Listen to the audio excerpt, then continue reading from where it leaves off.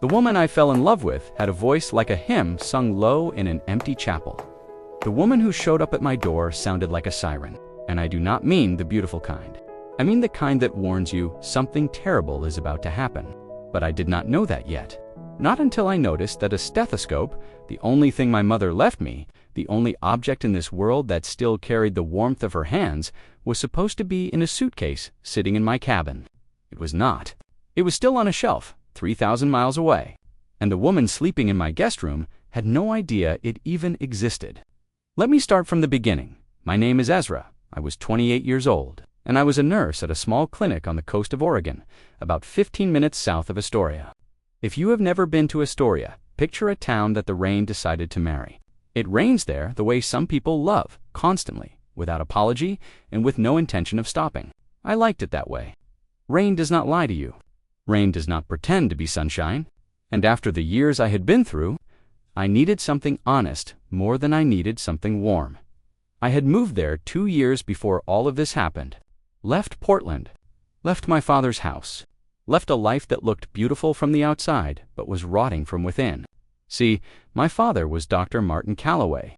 He ran a chain of private clinics across the Pacific Northwest, the kind of clinics where the waiting rooms had leather chairs and the receptionists wore heels. We were rich in the way that made other people behave strangely around us. People smiled wider. People laughed louder at jokes that were not funny. And nobody performed harder around our family name than my stepmother, Diana. But I will get to her in a moment. First, I need to tell you about my mother, because without understanding her, nothing that comes after will make sense. My mother passed when I was 19, ovarian cancer. She was a nurse herself, worked 30 years in pediatric care at a county hospital, even though my father begged her to stop. He wanted her at the clinics. He wanted her in the leather chairs and the heels. She refused. She used to say, "Martin, the day I stop showing up for those children is the day I stop being myself." She meant it. She showed up every shift until she could not stand. And when she could not stand, she sat in a chair by the nurse's station and reviewed charts until her hands shook too badly to hold a pen. Even then, she dictated notes to the younger nurses. She gave instructions from that chair like a general who had lost her legs, but not her war. She left me her stethoscope. It was a Littman, nothing rare, but the tubing had faded to a soft gray from decades of use, and on the bell she had scratched 3 letters with a needle, EMC, Ezra Martin Calloway, my initials. She did that the week I told her I was going to nursing school instead of medical school. My father was furious. He called it a waste. She was proud. She scratched those letters like she was carving a promise into the metal. "You are going to hear things through this that will break your heart," she told me. "Listen anyway. If you have ever lost someone who believed in you before you believed in yourself, you already know why I kept that stethoscope closer than anything I owned. I slept with it on my nightstand. I hung it by the front door of every place I lived, so it was the last thing I saw before leaving and the first thing I saw when I came home. It was not a medical instrument anymore. It was a conversation with a woman I could no longer call. And if stories like this one make you feel something real, hit subscribe right now. Because what happened next is the kind of thing that changes a man forever. But first, let me tell you about Diana. Diana showed up 8 months after my mother's funeral. She was elegant. She was warm. She cooked for him. She prayed with him. She quoted scripture at the dinner table. She even brought flowers to my mother's grave and stood there with her head bowed for exactly the right amount of time. Not too long, not too short. My father, broken and lonely, married her within a year. It took exactly 3 months after the wedding for Diana to stop pretending. The cooking stopped. The prayers stopped. The softness turned into demands. She wanted a bigger house. She wanted my mother's name removed from the clinic's memorial plaque because it was morbid. I watched my father's eyes go dim, the way a lamp goes dim when you put a cloth over it. The light was still there, but something was suffocating it. I confronted Diana once, just once. She looked at me with a smile that never reached her eyes and said, "Ezra, sweetie, I am exactly who your father needs me to be." That sentence haunted me for years. She was performing a role. She had studied my mother the way an actress studies a character, copied the warmth, replicated the gestures, and delivered them like lines in a play. My father did not fall in love with Diana. He fell in love with a ghost wearing Diana's face. I left Portland 6 months later. I found the clinic in Astoria, got hired on the spot, because nobody wants to be a nurse in a town where the sky cries 10 months a year. I rented a cabin on the edge of the tree line where the forest meets the fog, and I lived alone. I worked my shifts. I came home. I sat on the porch and listened to the rain hit the wooden railing like a drummer keeping time for nobody. And I promised myself I would never let someone wear a mask into my life again. That promise lasted 14 months. Then I met Nola, and everything I thought I knew about protecting myself fell apart like wet paper in the rain. She appeared the way most things appear in the modern world, on a screen. I had joined an online group for nurses working in rural and underserved areas. Most of the conversations were about burnout, staffing shortages, and the particular loneliness of being the only medical professional for miles. Nola posted a message one evening that stopped me mid-scroll. She wrote, "Does anyone else feel like they gave away so many pieces of themselves to patients that they forgot to keep one?" I stared at that sentence for 5 minutes. Then I replied. She replied back, and that was the beginning of 6 months that changed the shape of my life. Nola was 27.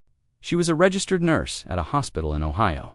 She had spent her entire 20s caring for her mother, who had multiple sclerosis.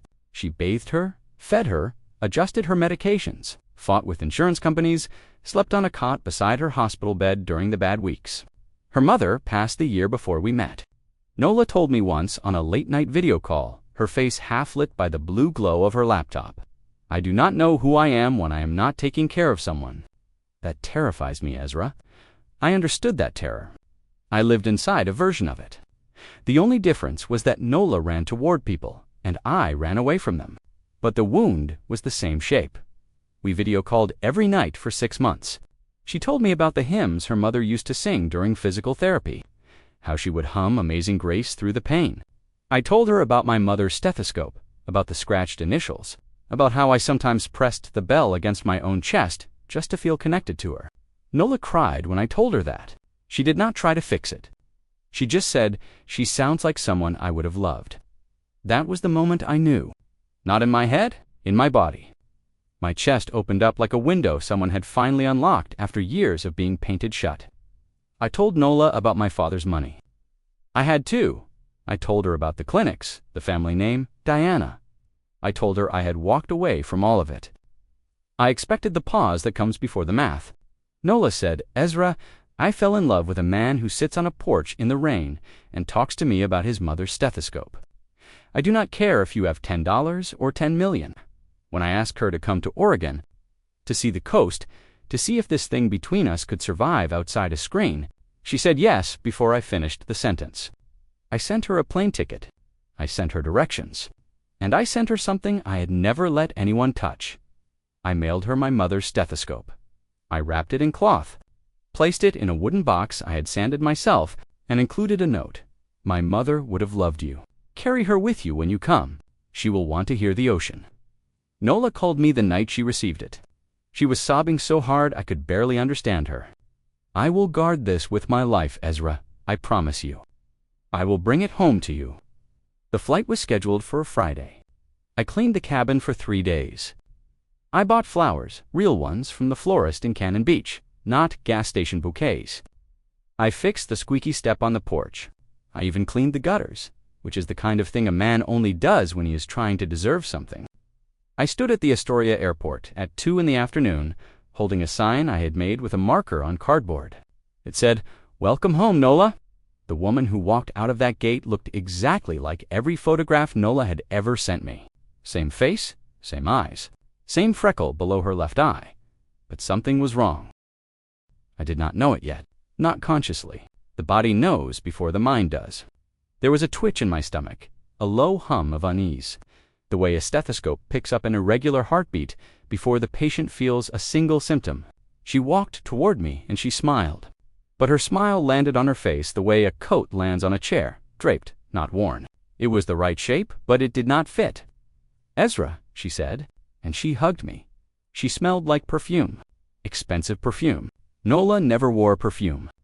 She told me once that years of hospital smells had ruined her nose for anything artificial. "I live in hand sanitizer and coffee," she had joked. "That is my signature scent." The woman in my arms smelled like a department store. I told myself it was nerves. People are different in person. Screens flatten us. I loaded her suitcase into my truck, and we drove north along the coast. The rain was gentle that day, the kind that floats more than falls. I pointed out the landmarks I had told her about, the lighthouse, the fishing pier, the stretch of beach where the elk sometimes wander in the early morning. She nodded at everything, but she did not lean forward. She did not press her face to the window. She looked at the scenery the way someone looks at a menu in a language they do not speak, politely, distantly. "You are quiet," I said. "Jet lag," she said. 2 words. No warmth behind them. When we arrived at the cabin, I watched her face. I had described this place to Nola 100 times. The wooden porch, the moss on the north side, the Douglas firs leaning over the roof like they were trying to listen. Nola had said, and I remember her exact words, "I cannot wait to sit on that porch in the rain with a cup of tea and just breathe." The woman standing in my driveway looked at the cabin the way you look at a motel you did not book. "It is cozy," she said. The word landed like an insult dressed in a compliment. "You said it looked like a painting," I reminded her. "I did. It does. I am just tired." That first evening, I cooked. Nola and I had shared recipes over video call. She taught me her mother's pepper soup. I taught her my chopina. I made it that night and set the table. To candles, the nice plates I had bought for this, she ate carefully. She complimented the food, but she did not ask about the recipe. She did not say, "You finally nailed the broth," the way Nola would have. She said, "This is nice," the way a stranger says it. After dinner, I showed her the guest room. I am a man who believes that respect is not negotiable, and she and I were not married. She would sleep there. She seemed relieved, and that bothered me, because Nola had said, "I love that you are the kind of man who would give me my own space without me having to ask." This woman was not admiring it. She was just relieved she would not have to perform through the night. I lay in bed that night staring at the ceiling. The rain tapped on the roof, and a thought crawled into my mind like a spider lowering itself on a thread. She has not mentioned the stethoscope, not once. I had sent her the most important object I owned. A piece of my mother's life, and this woman had not mentioned it. Had not said, "I brought it," had not taken it out and placed it somewhere careful the way you place something sacred. My mother used to say something. She said it when I was 12 and I tried to keep a stray cat that kept biting me.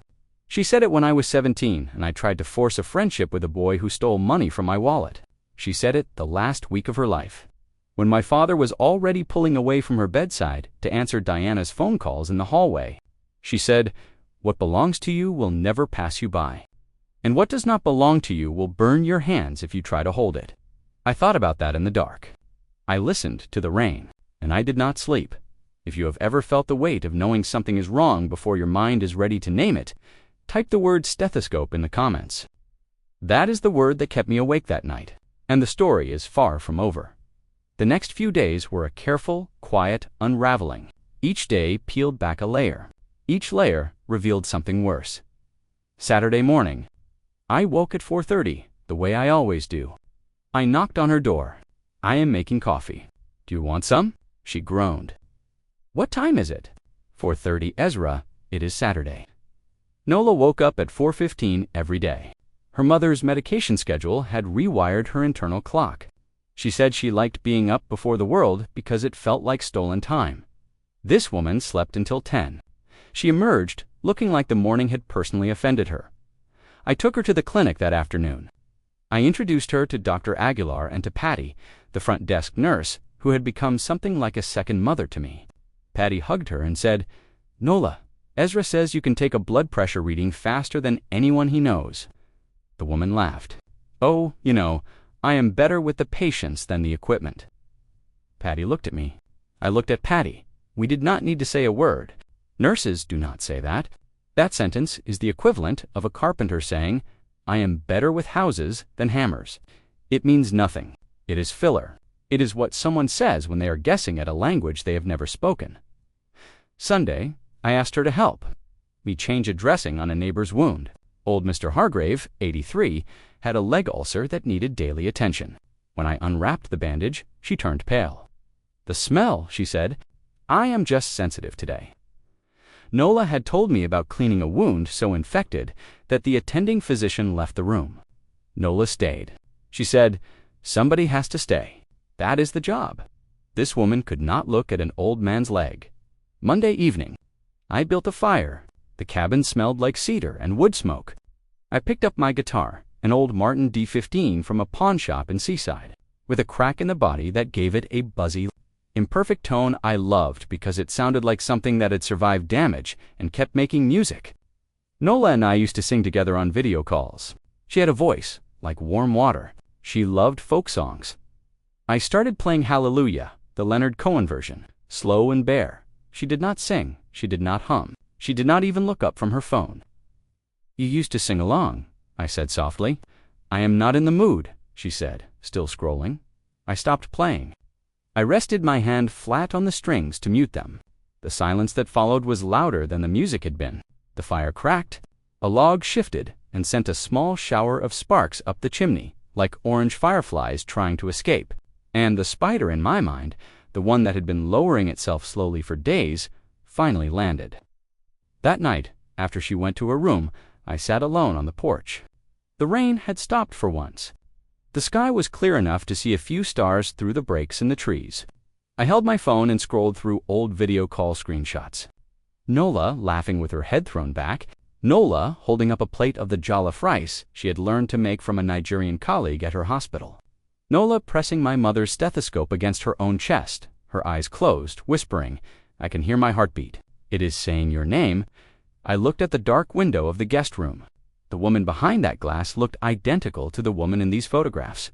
Every feature, every angle, every freckle. But photographs do not capture sound, and sound was where the truth lived. I walked to the shelf by the front door, the shelf where I kept my keys, my wallet, and one empty space, the space where my mother's stethoscope had sat for 2 years. Before I wrapped it up and sent it to a woman in Ohio, an act of trust so large, it terrified me the moment I handed it to the mail carrier. The space was still empty. Something was very wrong. And I was about to find out just how wrong. I went to her room. I knocked. She opened the door, her face a careful arrangement of pleasantness, the kind of face that takes effort to assemble. "Nola," I said, "where's the stethoscope?" Her eyes flickered, just for a half-second, like a candle in a draft, and in that flicker, I saw everything. "What stethoscope?" The room went still. Even the rain outside, which had just started again, seemed to pause mid-drop. "The stethoscope I sent you. My mother's stethoscope. The one I wrapped in cloth and put in a wooden box. The one you called me about, sobbing, saying you would guard it with your life." She smiled. It was the worst smile I have ever seen. "Oh, it must be at the bottom of the suitcase. I will find it later." "Open the suitcase, Ezra. I am tired." "Open the suitcase." She opened it. We both looked inside. Clothes I did not recognize. Shoes with red soles that cost more than my monthly rent. A makeup bag the size of a small country. Curling irons. Bottles of things I could not name. No wooden box. No cloth wrapping. No stethoscope. She stared at the suitcase like it had betrayed her. Then she looked up at me, and for the first time, the mask cracked. Not all the way. Just enough for me to see what was underneath. Panic, raw, feral panic. The face of someone standing in a house of cards and feeling the first breeze. "Who are you?" I asked. My voice was steady. My hands were not. They trembled at my sides like they were trying to hold something that was already gone. "I am Nola," she said, but her voice had changed. The borrowed softness was gone. What came out was harder, sharper, faster. The voice of someone who is used to arguing her way out of corners, not comforting anyone through anything. "You are not Nola, Ezra. You are being crazy." The flight was long. "I forgot to pack it. I will call the airline. Things get lost." "You did not forget. You never had it?" Because the woman I sent it to would have carried it onto the plane in her hands. She would have held it in her lap the entire flight. She would not have let it out of her sight for a single second because she knew what it meant. She knew what it cost me to let it go. She knew it was not a stethoscope. It was a key, and you do not even know what door it opens. Silence. The fire crackled in the other room. The rain resumed against the windows. "You look exactly like her," I said, "but you sound nothing like her." She sat on the edge of the bed. The performance was over. I could see it leave her body the way air leaves a balloon, slowly, with a sad, deflating whisper. Her shoulders dropped. Her chin dropped. Even her hands, which had been gesturing and fidgeting and performing confidence for days, went still. "My name is Juno," she said. She told me everything. She told me about the sleeping pill she had crushed into her sister's drink, about dragging Nola into a storeroom and locking it from the outside, about stealing the passport and the plane ticket. She told me she had gone through Nolan's emails, seen my family name Calloway, and looked up my father's clinics. She had calculated the net worth and decided that a cabin in Oregon was just a temporary stop on the way to a mansion in Portland. She thought she deserved it more because she wanted it more. "Wanting is not deserving," I said. "My stepmother wanted my father's life.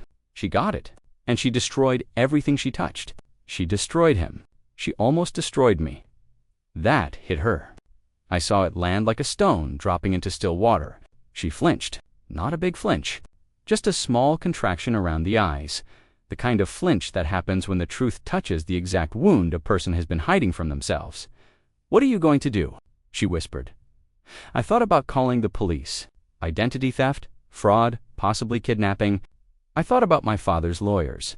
I thought about the satisfaction of watching consequence fall hard on someone who had earned it. But then I thought about my mother. The last thing she said to me the afternoon before she passed, she whispered, "Ezra, promise me you will not become hard. The world will give you every reason to. Do not let it." I looked at Juno. She was Diana. She was every person who studies someone else's warmth, copies it, wears it like a costume, and discards it when they get what they want. Part of me wanted to punish her for that. But punishment was not what my mother asked me to carry. She asked me to carry the stethoscope. She asked me to listen. "I am going to send you home," I said. "You are going to unlock whatever room you locked your sister in. You are going to tell your parents what you did. And you are going to live with the weight of it for as long as it takes you to understand what you threw away. That is not my punishment. That is just what happens when you try to hold something that does not belong to you. It burns. It always burns," she cried. "Not performance tears. Real ones. The ugly kind that shake your whole body and make your nose run and strip away every mask you have ever built." I did not comfort her. That was not my job. My job was to let the truth sit in the room and do its work. I booked her a flight the next morning. I drove her to the airport in silence. As she got out of the truck, she said, "For what it is worth, I am sorry." "It is not worth much," I said, "but it is a start." I sat in the parking lot for a long time after she disappeared through the doors. The rain fell on the windshield in steady, honest streams. I gripped the steering wheel and I cried. Not for Juno, not for the days I had lost. I cried because I had almost done it again. I had almost sealed myself shut. My first instinct was to build the wall higher, dig the moat deeper, retreat into the fog and the silence that felt like safety, but was really just a cage with a view. And that is what would have burned me, not the deception. The real danger was the door I almost locked from the inside. Because a locked door keeps the liars out, yes, but it also keeps love out. I called Nola that evening. She had escaped the storeroom 2 days after Juno left. A neighbor heard her banging on the wall. She sent me an email with a photograph of herself holding a newspaper with that day's date. But my cabin's signal was unreliable, and it did not reach me until after. I'd figured it out on my own. When I heard her voice, her real voice, the one that sounded like a hymn sung low in an empty chapel, something inside me unlocked. "Ezra," she said, "I am so sorry. I should have warned you about her. I knew she was jealous. I thought I could handle her. I thought, Nola, stop. Are you okay?" A pause, a breath. Then, softly, "I am now." "Then come here. Come to the coast. I will send another ticket." "Ezra, after everything that happened, after everything my sister did, you still want me to come. I almost let what your sister did turn me into what I have been running from. I almost locked the door and swallowed the key. But my mother told me once that what belongs to you will never pass you by. And I believe that. I have to believe that. You belong here, Nola. Come home." She arrived on a Tuesday. A gray, wet, ordinary Tuesday. I stood at the same gate with the same cardboard sign. The ink had run from the humidity. I held it anyway. When the woman walked out, I knew. Not because of how she looked. She looked exactly the same as Juno. Identical, down to the freckle below. Her left eye I knew because of what she was carrying in her right hand. Held close to her chest, the way you hold something that you have promised to protect, she carried a wooden box. And when she reached me, before she hugged me, before she said a single word, she opened it. Inside, resting on the faded cloth, safe and untouched, was my mother's stethoscope. The gray tubing, the scratched initials, EMC. I told you I would guard it with my life, she said. Her voice broke on the last word. I pulled her close. I pressed my face into her hair. She smelled like hand sanitizer and coffee, and it was the most beautiful smell in the world. My mother would have loved you, I whispered. She already does, Nola said. I can feel it. We drove north along the coast. The rain was falling constant, honest, unapologetic. She leaned forward and pressed her face against the window, the way I always knew she would. She watched the lighthouse go by, and the fishing pier, and the stretch of beach where the elk sometimes wander. It is even more beautiful than you described, she said. Her voice cracked, but it cracked the way dawn cracks, breaking open to let the light in. When we pulled into the driveway, she looked at the cabin. The moss on the north side, the Douglas firs leaning over the roof like they were trying to listen. It looks like a painting, she said. We sat on the porch that evening, 2 cups of tea, the rain hitting the wooden railing like a drummer keeping time. She took the stethoscope from the box and hung it on the empty hook by the front door, right where it belonged. Your mother was right, Nola said quietly. About what? What belongs to you will never pass you by. I looked at her. The rain fell. The trees leaned in. The stethoscope hung on its hook, catching the last light of the evening in the scratched letters. And for the first time in years, the silence between the raindrops did not feel like loneliness. It felt like home. Some people looked exactly like love, but sound nothing like it. They study the gestures, copy the warmth, rehearse the tenderness, and deliver it so perfectly that you almost believe them. Almost, but the body knows, the chest knows, the stethoscope knows, and some people, the real ones, the ones worth waiting for, sound like a hymn you have heard your whole life but could never sing alone. Nola was the second kind. She always was.